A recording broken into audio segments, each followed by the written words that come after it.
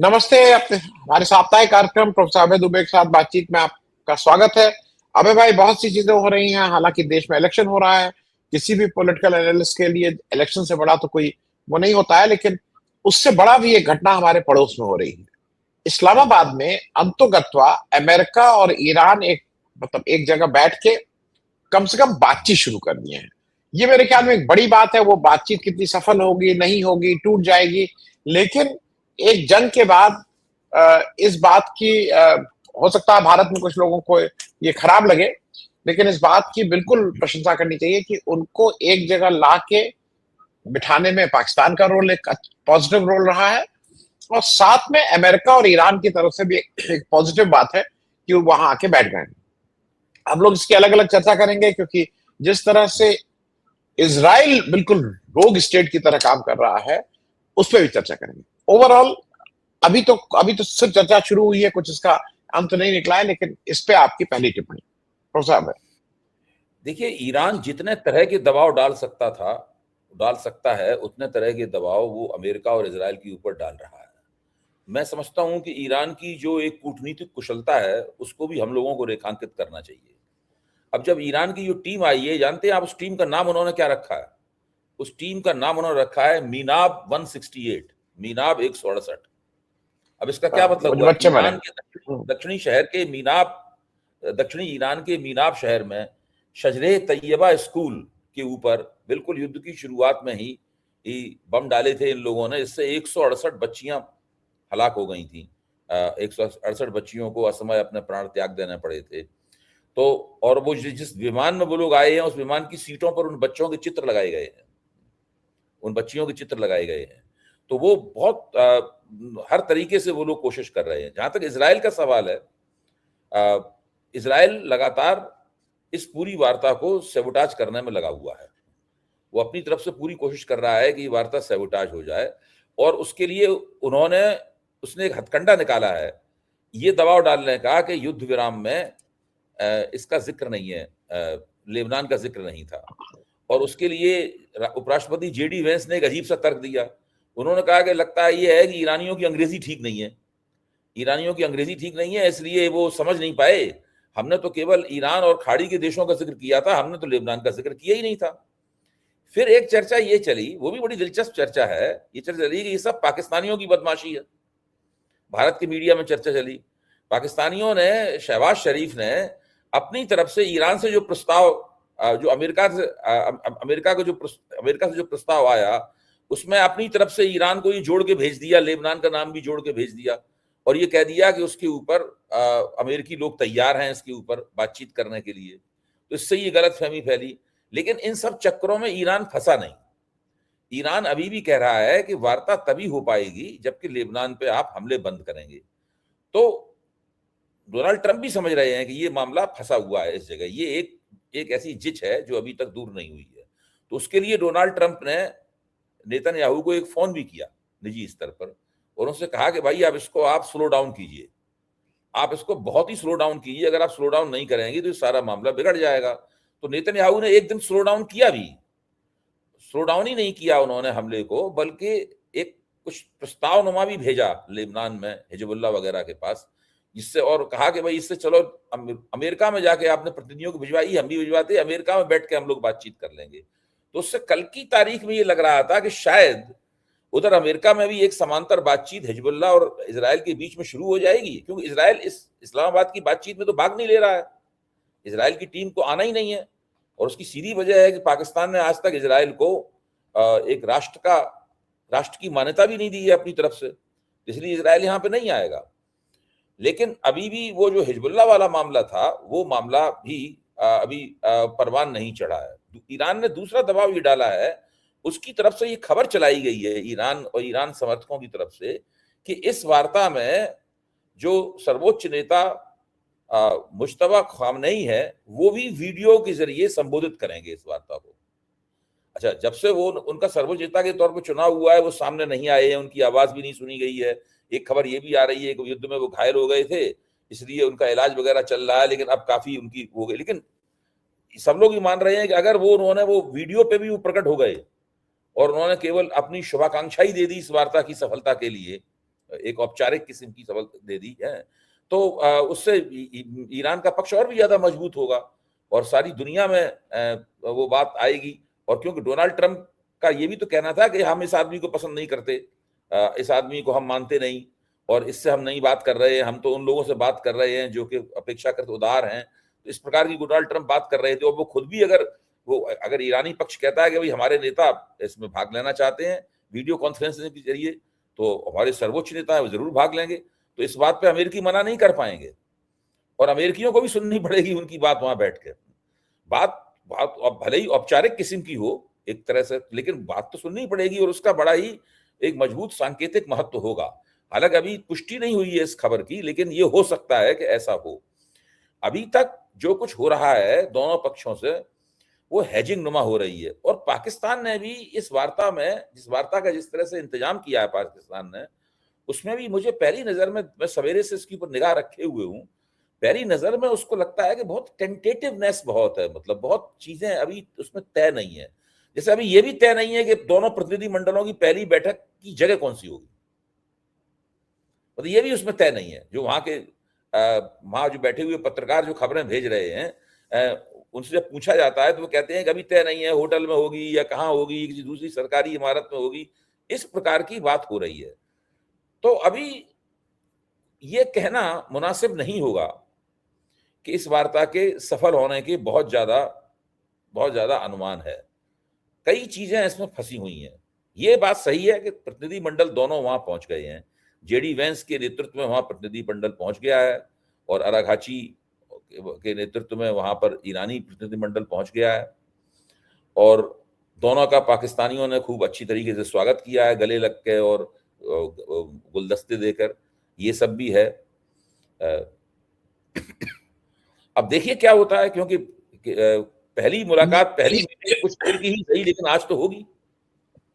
लेकिन मेरा अरुण भाई ये मानना है कि एक ऐसी जगह जहां लगातार बम और मिसाइल फेंकी जा रही थी, कम से कम एक जगह आके यहां तक तो पहुंच गए हैं और ये एक बड़ी बात है। मतलब ये इसको रूल आउट आनंद, नहीं कर तीसरी सकते। बात और कह दूं, मैं भूल गया था, तीसरी बात और कह दूं, ईरान ने एक और काम किया है दबाव डालने के लिए।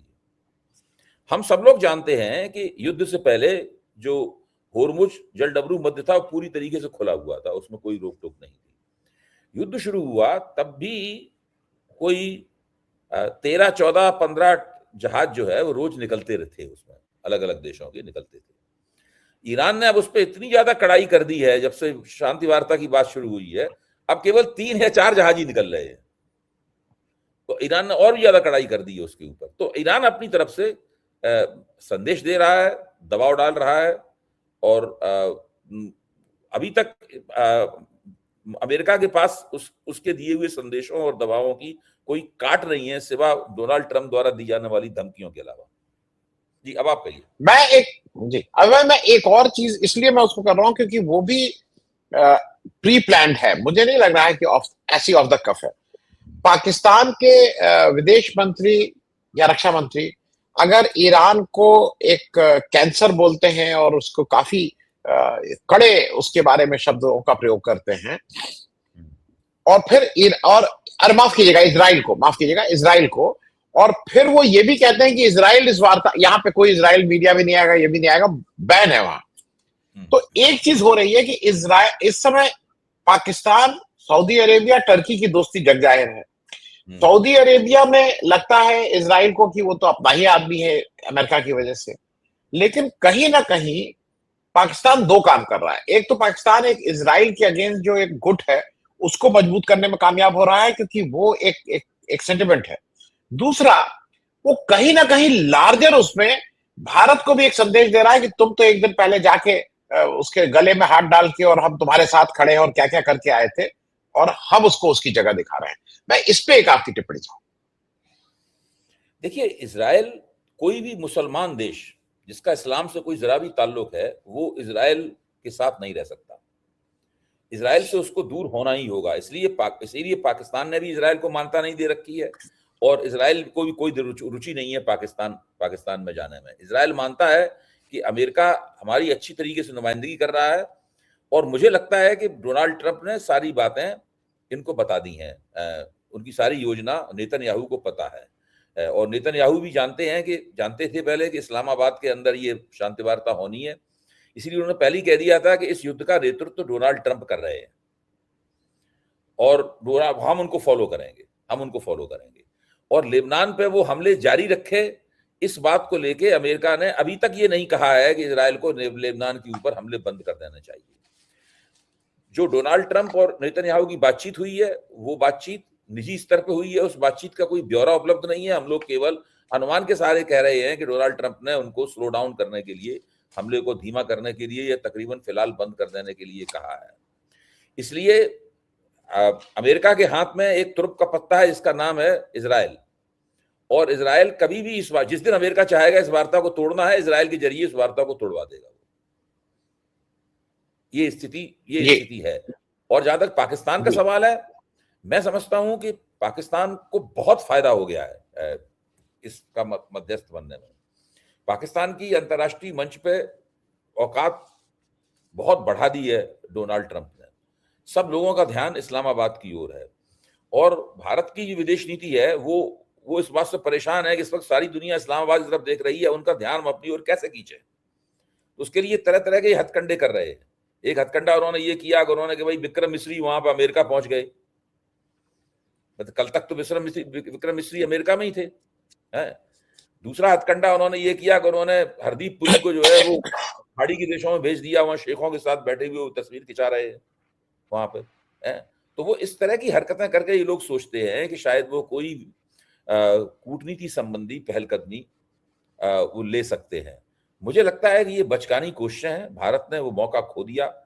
भारत के इजराइल से भी अच्छे संबंध थे, भारत के अमेरिका से भी अच्छे संबंध थे और भारत के ईरान से भी अच्छे संबंध थे।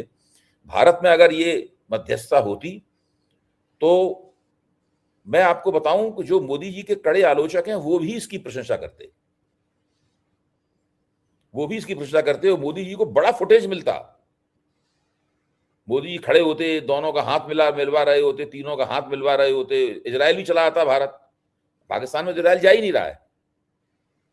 नहीं, और सही में फिर हंसते नहीं, और सही में हंसते। अभी तो वो खिखी ही जो, हाँ मतलब वो तो जबरदस्ती करते हैं, तब उनके पास सही में एक कारण होता हंसने का। और वो भारतीय विदेश नीति का एक बहुत बड़ा, इसे कहते हैं, बहुत बड़ी सफलता होती। लेकिन मोदी जी ने शुरू से ही ट्रंप का प्यादा बन गए। ट्रंप के कहने, मेरा तो आकलन बिल्कुल स्पष्ट है कि ट्रंप के कहने पे वहां पे गए थे। ट्रंप ने इनकी भूमिका तय कर दी थी कि भाई आपकी ये भूमिका है, आपको इतना काम करना है। ये उतना काम कराए और चुपचाप अपने बैठे हुए हैं। तो इस प्रकार की तो इनकी पूरी हरकतें थी इनकी, इसलिए मौका इनके हाथ से निकल ही जाना था। मैं अपनी टिप्पणी करके मैं अगले उस पर आ जाऊं। मैं बिल्कुल क्लियर हूं, जैसे आप हैं प्रोफेसर साहब, वैसे मैं भी हूं कि जब आप इजराइल गए हैं और उसके लौटने के 1-1.5 दिन के अंदर वहां हमला शुरू हो गया है, तो या तो इजराइल ने आपको इस लायक ही नहीं समझा कि वो ये बात बताए, क्योंकि वो तो पूरी तैयारी चल रही थी। तो आपको जो इतना गले में हाथ डाल रहा है, इसका मतलब इस लायक भी नहीं समझा कि आपको ये बताया जाए, या आपको सारी बात पता थी। तो दोनों स्थितियों में अजीब सी स्थिति है कि या तो उन्होंने आपको कॉन्फिडेंस पे ले लिया था। अगर लेकिन नहीं पता बड़ी अगर हमले की बात इन्हें नहीं पता थी तो इनको इजराइल से विरोध जताना चाहिए। तो आपने हमारे साथ ऐसा सलूक क्यों किया? और हमले की बात इन्हें पता थी तो इनको वहां जाना नहीं चाहिए था। नहीं, और अगर हमले की बात आपको इतनी पता थी तो भारत का पूरे जेम्स बॉन्ड से लेके जितने लोग, ये विदेश मंत्रालय, जेम्स बॉन्ड, ये सब लोग टोटल फेल हैं। उनको ये मानना चाहिए कि आपका टोटल फेल्योर था, कि प्रधानमंत्री के विजिट के साथ ये होने जा रहा और आपको इसकी कुछ हवा ही नहीं थी। तो they have not been able to understand this. मैं अब अच्छा जेम्स बॉन्ड कह दिया, इसका मतलब है हिंदुस्तान को 3 लोग मिलकर चला रहे हैं। एक उसमें विश्वगुरु है, एक ऐसा विश्वगुरु जिसको कोई विश्वगुरु मानता नहीं है। एक आदमी फर्जी सरदार पटेल है, सरदार पटेल, हाँ, पटेल का नाम बदनाम नहीं करना चाहता, फर्जी सरदार पटेल है। और तीसरा आदमी जेम्स बॉन्ड है, जेम्स बॉन्ड। तो जी अब जरा नहीं, वो फोन तोड़ देता है, तुरंत तो करके फोन तोड़ देता है, फिर वो करके फोन कर देगा, फिर सिगरेट पीने लगेगा, फिर ये सब कर देगा। खैर, मैं अब एक अजीब सी चीज हुई बंगाल में। ये हुमायूं कबीर तो बड़ा बुरा फंस गए, और हुमायूं कबीर इतने गंदे फंसे उस स्टिंग ऑपरेशन में कि AIM ने कहा कि हाथ जोड़ते, वो तो भाग लिए। ओवैसी को ये लगा कि भैया इनके साथ रहने में एक मेरे एक पिताजी कहा करते थे, गधों की यारी लातों की सनसनाहट। जब अगर इनसे यारी करोगे तो लात के सिवा और कुछ खा पाओगे नहीं। तो अब तो ये करीब करीब स्पष्ट हो गया है कि बीजेपी किस तरह से ऑपरेट कर रही है, किस तरह से पैसा दे रही है इस स्टिंग से। मैं इस स्टिंग पे थोड़ा आपका प्रोत्साहन, बहुत दिनों बाद इतना मैं ये क्लियर जानना चाहता बातें हूं, निकल के। पता लगाने की कोशिश भी मैंने की कि भारतीय जनता पार्टी ने इस स्टिंग का क्या विरोध किया। क्या भारतीय जनता पार्टी ने इस स्टिंग को फर्जी बताया? हुमायूं कबीर कहना है कि एआई जनरेटेड है ये। ठीक है, अगर ये एआई जनरेटेड है तो उसको आसानी से एआई जनरेटेड साबित किया जा सकता है। हुमायूं कबीर को ही अभी उसकी कोई रिपोर्ट, टेक्निकल रिपोर्ट जारी कर देनी चाहिए थी। उन्होंने भी कोई टेक्निकल रिपोर्ट उसकी जारी नहीं की। भारतीय एफआईआर कर जनता देना पार्टी चाहिए था। एफआईआर करना चाहिए था। एफआईआर। भारतीय जनता पार्टी के किन किन लोगों का नाम लिया गया है उसमें? आप देखिए, मध्य प्रदेश के मुख्यमंत्री मोहन यादव का नाम लिया गया है उसके अंदर, है उसके अंदर पीएमओ का नाम लिया गया है। अच्छा, जब ऐसे ऐसे लोगों के उसमें नाम लिए गए हैं तो भाजपा को उसके ऊपर तुरंत जांच करा लेनी चाहिए थी कि भाई ये फर्जी है। अगर ये फर्जी है तो जिन लोगों ने स्टिंग ऑपरेशन किया है उनको अभी तक जेल में होना चाहिए था, हवालात में होना चाहिए था उनको। कुछ भी नहीं किया गया। ये मोहन यादव का नाम लिया जा रहा है, वो भी नहीं कुछ बोल रहे हैं उसके अंदर। अच्छा, तो ये और एक और बात है, असदुद्दीन ओवैसी ने जैसे ही स्टिंग ऑपरेशन प्रकाश में आया तुरंत कोई प्रतिक्रिया नहीं की।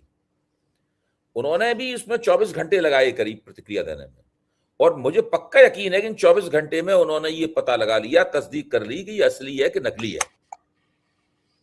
जब उन्हें लग गया कि ये बिल्कुल असली है, इसमें कोई एआई जनरेशन वगैरह कोई फर्जीवाड़ा नहीं है, तो उन्होंने कहा कि इस बंदे से दूर हो लो, वरना बड़ी मुश्किल में तो मैंने अपनी भाजपा की हम बी टीम नहीं है, ये छवि किसी तरीके से बननी अब शुरू हुई थी, और इसके बाद में तो पूरी तरीके से मेरी मट्टी पलीत हो जाएगी, वोट कोई एक मिलेगा नहीं। हुमायूं कबीर का यहां तक सवाल है, उनकी ये बीवी भी उनको वोट नहीं देगी। अगर मैं मेटाफर में इस बात को कहूं तो अब उनको कोई वोट, कोई मुसलमान नाम का आदमी वोट नहीं देगा। अब एआईएम वो वैसी ने कहा हम अकेले चुनाव लड़ेंगे। देखिए, ये उर्दू बोलने वाली पार्टी है और बंगाल के मुसलमान उर्दू नहीं बोलते। केवल एक छोटा इलाका है जहां पे बंगाल में उर्दू बोलने वाले मुसलमान रहते हैं, और वहां पे तृणमूल कांग्रेस बहुत ज्यादा मजबूत है। वो तो सारे तृणमूल कांग्रेस के ही हाथ में है, सारे के सारे वोट उर्दू बोलने वाले मुसलमानों के। तो एआई ऑल इंडिया मजलिस इत्तेहादुल मुसलमीन को कोई वोट नहीं मिलने वाला है। हुमायूं कबीर को तो उनके घर वाले भी वोट नहीं देंगे। सारा का सारा मुस्लिम वोट है वो अब ममता बनर्जी की झोली में जाएगा, बिना किसी अपवाद के, मैं ये मानता हूं। तो ये जो खेल हुआ है, और इससे भारतीय जनता पार्टी भी पूरी तरीके से उसकी पोल खुल गई है कि जगह जगह मुसलमान वोटों को कटवाने के लिए इस तरह के प्रपंच रचती रहती है। कटवा पाती है, नहीं कटवा पाती, ये तो केस बाई केस हर मामले के हिसाब से देखा जाएगा।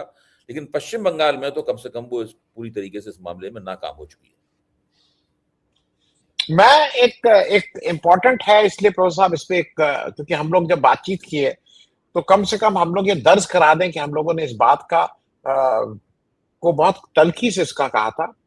और वो बात मैं कह रहा हूँ, जस्टिस बागची ने जब वेस्ट बंगाल की एसआईआर के उसको डिस्पोज ऑफ कर रहे थे तो उन्होंने एक बहुत ही बचकाना बयान में कहूंगा कहा कि ये जो 27 लाख लोगों के लिए हुआ कि भाई इनका एडजुडिकेट नहीं हुआ है, इनको अपील करने का टाइम नहीं है, तो अगले इलेक्शन में दे देंगे। उनके लिए अगर किसी का वोट कट गया है, ये हिंदुस्तान के सुप्रीम कोर्ट का चीफ जस्टिस कह रहा है, ये मेरे लिए शर्म की बात। इसमें इसको मैं इससे ज्यादा और क्या कहूँ। अच्छा, मैं एक बात आपसे जानना चाहता हूं भाई, एक कानून है, इसका नाम है 1950 का जन प्रतिनिधित्व कानून। एक कानून है, इस कानून के तहत इस देश में संविधान के तहत कानून आता है, चुनाव होते हैं इस कानून के तहत। इस कानून की एक धारा है 21(2), दूसरी धारा है 21(3). जो 21(2) धारा है, उस धारा के मुताबिक चुनाव आयोग को यह अधिकार है कि कभी भी वो मतदाता सूचियों के पुनरीक्षण का आदेश दे सकता है और उस कवायद को शुरू कर सकता है। उसको पूरी तरीके से इस बात का अधिकार है। लेकिन जो धारा 21(3) है आनंद जी, उसके मुकाबले उसमें साफ लिखा हुआ है और मैंडेटरी लिखा हुआ है, वो अनिवार्य है। वो ये है कि अगर किसी भी तरीके से किसी परिस्थिति में आप समय से पहले मतदाता सूची को संपूर्ण नहीं कर पाए तो पुरानी मतदाता सूची के आधार पर चुनाव होगा। अब चुनाव आयोग के प्रशंसक हों या चुनाव आयोग के आलोचक हों, इस बात पे तो सब एक मत है कि पश्चिम बंगाल में जो एसआईआर है वो मतदाता सूची नहीं बना पाई। और उस लोक प्रतिनिधित्व कानून में यह भी लिखा है कि जिस दिन नामजदगी का जो अंतिम दिन होगा, पर्चा वापसी का और नामजदगी का जो अंतिम दिन होगा, उससे पहले उन सीटों की मतदाता सूची फ्रीज हो जाएगी।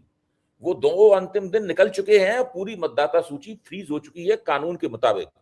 उसी कानून में यह भी लिखा हुआ है आनंद जी कि एक बार जब वो सूची फ्रीज हो जाएगी तो किसी के भी आदेश से, अदालत के, चुनाव आयोग के, हेन तेन किसी के आदेश से उसमें न कोई एक वोट जोड़ा जाएगा न कोई एक वोट निकाला जाएगा। अब आप हाँ, अब आप सोचिए ये जो ट्रिब्यूनल्स वगैरह हैं, अगर ये ट्रिब्यूनल मान लीजिए कहते हैं वोट पड़ने के एक दिन पहले कहते हैं कि हमने भाई इतने इतने वोटरों को कहा कि भाई इनको वोट डालने, इनकी वोट डालने की पात्रता इनकी ठीक है? तो आप उसको जोड़ नहीं सकते उसके अंदर, उनके तो वोट गए। केवल मतदाता सूची में वो वोटर बन जाएंगे, लेकिन अगली बार वोट डालेंगे, फिर वो इस बार वोट नहीं डाल पाएंगे, और अगर डालेंगे तो उससे कानून का उल्लंघन होगा।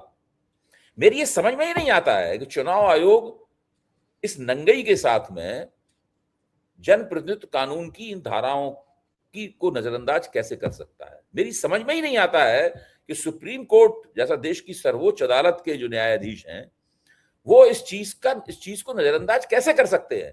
मेरा जैसा व्यक्ति इसके कानून की जानकारी ना के बराबर है, और इसको सबको जानने के लिए आपको मोटी किताब नहीं पढ़नी है, आपको ये जानकारी कदम कदम पर उपलब्ध है।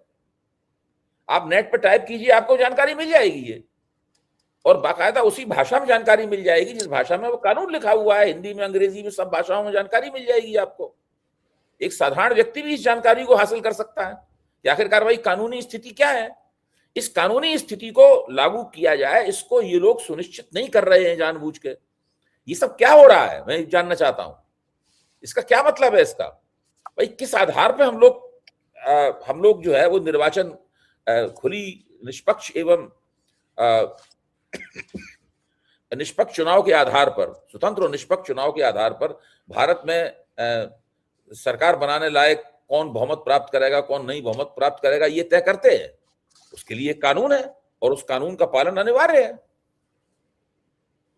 जी, मैं नहीं, इसी में एक चीज मैं जोड़ दूं प्रोफेसर साहब, कुछ प्रश्नों के उत्तर ही नहीं है जो मेरी समझ है, मैं बिना उसके डिटेल में गए, कि जब एक बार इलेक्शन का प्रक्रिया शुरू हो जाती है, प्रक्रिया मतलब जिस दिन अनाउंसमेंट हो जाता है उस दिन के बाद फिर कोर्ट का उस पर कुछ वो नहीं रह जाता है, एडमिनिस्ट्रेशन का नहीं रह जाता है, वो फिर सारा चीज इलेक्शन कमीशन के हाथ में रहती है। कौन अफसर आएगा, कौन नहीं आएगा, कौन क्या होगा, कैसे क्या होगा, ये सब हुआ है। और उस समय कोई पिटीशन कुछ वो भी नहीं आती। मुझे समझ में नहीं आया कि गोवा की एक कंस्टिट्यूंसी पोंडा का एक दिन पहले बॉम्बे हाई कोर्ट में ये आके आता है कि इसको चुनाव की कोई जरूरत नहीं है क्योंकि एक साल बाद यहाँ पे नया विधानसभा चुनाव होना है, जबकि वो कानून बिल्कुल साफ कहता है कि अगर अक्टूबर में वो डेथ हुई थी, 5 महीना लगा उनको इसको करने में, 6 महीने के अंदर नया हो जाना चाहिए। और आइडियली उस पर लिखा है कि अगर 1 साल रह जाए, अगर 1 साल के अंदर बाय इलेक्शन होना है तो बाध्यता नहीं है, हो सकता है वैसे तो 4 महीने पहले भी हो सकता है। मैं इसलिए ये समझना चाह रहा हूं कि जब इलेक्शन कमीशन के हाथ में सब कुछ था, नामांकन हो गया, पोलिंग हो गई, अरे पोलिंग नहीं हुई, सारा कुछ हो गया, उससे एक दिन पहले आप कैसे बॉम्बे हाईकोर्ट में आ रहे हैं? और इलेक्शन कमीशन इसके अगेंस्ट सुप्रीम कोर्ट जा नहीं रहा है। मतलब ये कौन सा नया आजकल एक ईसीआई शुरू हो गया है? और मैं इस पे भी आपकी एक टिप्पणी चाहूं, जिस तरह से ज्ञानेश कुमार वो डेरेक ओब्रेन को कह रहे हैं गेट लॉस्ट, वो एक अनुराग यादव को कह रहे हैं कि नहीं वो उसको हटा दो, तुम ऐसे कैसे बोले, वो कह रहा है मैं भी 32 साल से आईएएस हूं, आप मुझसे इस तरह से कैसे बात कर सकते हैं? मैं इस पे भी एक टिप्पणी चाहूंगा क्योंकि हमारी आंख के सामने हो रहा है और हम लोग इसको पे बिल्कुल चुप जैसे हैं। देखिए, मैंने जो बात कही है, आपने जो बात कही है, ये दोनों बातें एक दूसरे से जुड़ती हैं। मैं बार बार ये कह रहा हूं कि, और इस बात को मैं कई मंचों पर कह चुका हूं कि कानून की धाराओं को नजरअंदाज कैसे किया जा सकता है, और किसी राज्य की किसी राज्य की एक पार्टी जो कि चुनाव के अंदर अपनी दावेदारी पेश कर रही है, उसके नेताओं को दफा हो जाओ आप कैसे कह सकते हैं? निकल जाओ, दफा हो जाओ, कैसे आप कह सकते हैं? आप जो तर्क दिया गया है कि ये इस तरह के चुनाव होंगे, इस तरह के चुनाव होंगे यहाँ पे, ये चीज आप पश्चिम बंगाल की सरकार से कह सकते हैं। आप तृणमूल कांग्रेस से ये बात नहीं कह सकते। आप अगर आप तृणमूल कांग्रेस से ये बात कह सकते हैं तो दोनों को बुला के, बीजेपी और तृणमूल कांग्रेस दोनों को बुलाइए, दोनों से कहिए कि भाई हमारा एजेंडा ये है कि इस तरीके का चुनाव होना चाहिए। आप केवल एक पार्टी से ये बात नहीं कह सकते। इससे सीधे सीधे चुनाव आयोग जो है वो बीजेपी के सहयोगी, बीजेपी के एक सहयोगी पक्ष के तौर पर उभर आता है। मैं ये बातें बड़े नरम शब्दों में और शिष्ट शब्दों में कह रहा हूं, गुस्सा तो बहुत आ रहा है मुझे, लेकिन मैं नहीं चाहता कि मैं उसमें भाषा की मर्यादा हो। ज्ञानेश कुमार जी भारतीय लोकतंत्र के इतिहास में एक बहुत ही अजीबोगरीब शख्सियत के रूप में अभी आजकल देखे जा रहे हैं। उनके ऊपर अभी अंतिम निर्णय होना शेष है और अंतिम निर्णय उनके ऊपर होगा और बहुत सख्त उनके ऊपर निर्णय होगा। भारतीय जनता पार्टी पूरी तरीके से उन्हें समर्थन कर रही है। 190 से ज्यादा सांसदों ने उनके खिलाफ उन्हें हटाने के लिए जो प्रस्ताव रखा था, उस प्रस्ताव को सदन के दोनों सदनों के पीठासीन अधिकारियों ने तक खारिज कर दिया उसके ऊपर। ये भी एक अजीब सी बात है। आप सोचिए, ये इतने सांसदों की कोई आवाज ही नहीं है। क्या उसके ऊपर चर्चा नहीं होनी चाहिए थी? चर्चा करने लायक भी नहीं समझा आपने उस बात को। इस चीज से इनका मन, इस तरह के अफसरों का मन और बढ़ता है, वो और भी ज्यादा तानाशाही की और आक्रामक भाषा का इस्तेमाल करने लगते हैं। आश्चर्यजनक है। मैं तो मानता हूं कि कानून का और राजनीतिक शिष्टता का जो उल्लंघन इस देश में हो रहा है वो अभूतपूर्व है। जी, मैं बस प्रोसा में इतना बता दूं, जो मेरी समझ है और जो मैंने पढ़ा अभी, कि जो स्पीकर और उपसभापति साहब हैं, इनका काम ये इस पे एडजुडिकेट नहीं कर सकते। इनका काम सिर्फ ये देखना है कि मसौदा ठीक है, इतने सिग्नेचर हैं, ठीक सिग्नेचर हैं, और उसके बाद एडजुडिकेट करने का काम हाउस का है। ये नहीं कर सकते थे। ये उस पैनल का काम था, जो वो पैनल बनता है, वो इसको लेता कि भाई ये सब्सटेंशिएट हो सकते हैं कि नहीं हो सकते हैं क्या। ये इनका काम नहीं था और इन्होंने अपने मतलब आंख वो है, हम कुछ करेंगे, आप कुछ कर लीजिए। मैं अंतिम चलते चलते एक बहुत छोटी इस पे भी टिप्पणी, क्योंकि इसके बिना तो कंप्लीट नहीं होगा। असम और केरल में वोट पड़ गए और जैसी उम्मीद थी कि ज्यादा मतदान हुआ है, दोनों जगह से चीजें वो है। हेमंता बिस्वा शर्मा जिस तरह से उल जलूल बक रहे हैं, वो अगर कोई इंडिकेशन है कि असम में सब ठीक नहीं है, मैं उसको इस तरह से देख रहा हूं। और केरल में अभी थोड़ा उहापोह की स्थिति है कि कौन आगे कौन पीछे। मैं दोनों पे आपकी एक एक टिप्पणी, आपका क्या? आसाम में 84.42% वोट पड़ा है, जो कि पिछले रिकॉर्ड को उसने तोड़ दिया है। और इसमें कुछ विश्लेषकों ने यह कहा है कि जो मुसलमान मतदाता हैं, इसमें उनका 90% वोट शामिल है। जिनको वोट डालने का अधिकार था, उसका 90% वोट शामिल है। और हिंदू मतदाताओं का औसत से कम वोट है इसमें। जो औसत पिछली बार से, औसत हिंदू मतदाताओं का जो औसत होता है, इस 84.42 में हिंदू मतदाताओं का वोट औसत से कम है। तो ये एक ऐसी स्थिति है जो कि भारतीय जनता पार्टी की ये जो संभावनाएं हैं असम में, उन संभावनाओं को थोड़ा सा संदिग्ध कर देता है। दूसरे, जब से पवन खेड़ा ने वो आरोप लगाया है, तब से आज तक कोई भी तसल्ली बख्श जवाब, कोई भी सफाई नहीं आई है, सिवाय इसके कि आपने पुलिस भेज दी, ये कर दिया, वो कर दिया, यही सब आप कर रहे हैं, वो कर रहे हैं, और जिससे उनकी परिस्थिति और संदिग्ध होती है।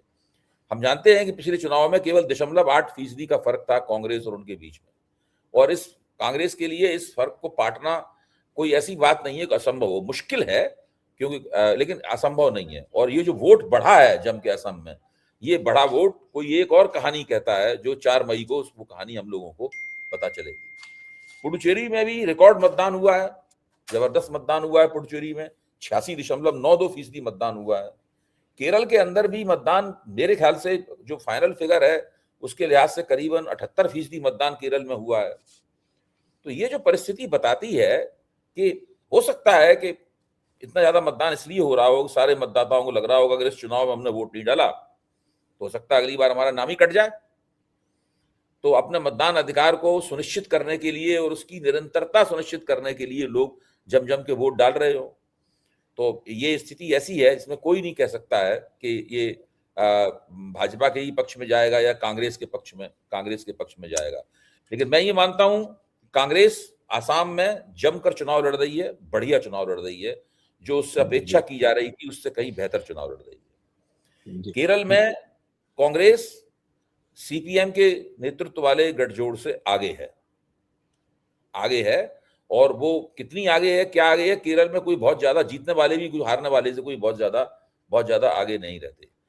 पुडुचेरी में जो सज्जन मुख्यमंत्री हैं वो काफी जनता के बीच में घूमते फिरते हैं, जनता से जुड़े हुए नेता के तौर पर उनकी आमतौर पर छवि है और वो भारतीय जनता पार्टी के साथ उन्होंने गठजोड़ कर रखा है, इसलिए पुडुचेरी का चुनाव भी दिलचस्प होने वाला है। मैं प्रोफेसर साहब, मैं अपनी एक बस जो मेरी जानकारी है मैं उसको जरा और ऐड कर दूं। असम में दो चीजें जो हैं वो देखने वाली हैं। पिछला चुनाव अगर गठबंधन के रूप में देखें तो गठबंधन, एनडीए गठबंधन को 44.5% वोट मिला था और वहां महाजोत के नाम से कांग्रेस ने लीड किया था गठबंधन, उसको 43.7% था। तो अगर गठबंधन का देखिएगा तो 0.8% ही ज्यादा था और गठबंधन को 50 सीटें मिली थी और मतलब गठबंधन महाजोत को 50 सीटें मिली थी, एनडीए को 75 सीटें मिली थी। ये मैंने इसलिए बताया कि ये गैप बहुत बहुत क्लोज है। दूसरी बात इंपॉर्टेंट ये जी, और दूसरी एक इंपॉर्टेंट बात ये भी है कि जो अपर गुवाहाटी असम है, जहां पे ये गोगोई साहब का, गौरव गोगोई इन लोग का घर है, तरुण गोगोई का है, जो दूसरे गोगोई साहब है, तीन गोगोई साहब लोग मिल गए हैं, वहां पे कांग्रेस साफ थी पिछली बार, जबकि वो तरुण गोगोई का वो कार्य क्षेत्र रहा है, गौरव गोगोई के पिताजी का, वो जो बहुत आज भी उनकी बहुत इज्जत है वहां पे गौरव गोगोई और इन लोगों ने जाके काफी कुछ काम किया है। तो अगर वो डेंट करने में कहीं भी कामयाब रहते हैं तो कांग्रेस के लिए थोड़ी दिक्कत होगी। मैं सिर्फ एक इंडिकेशन इसलिए बोल रहा हूं कि हेमंता बिस्वा शर्मा तो इस समय अजीब तरह से होके वो गाली गलौज पे उतर आए हैं, मतलब गंदी गंदी गालियां दे रहे हैं, जो अब क्या उसको बोलेंगे, उसको कुछ कहना भी अपने लिए अपने मुंह से कुछ खराब बात ना निकल जाए, इसलिए चर्चा में भाग लेने के लिए अमित भाई बहुत बहुत धन्यवाद। Thank you so much.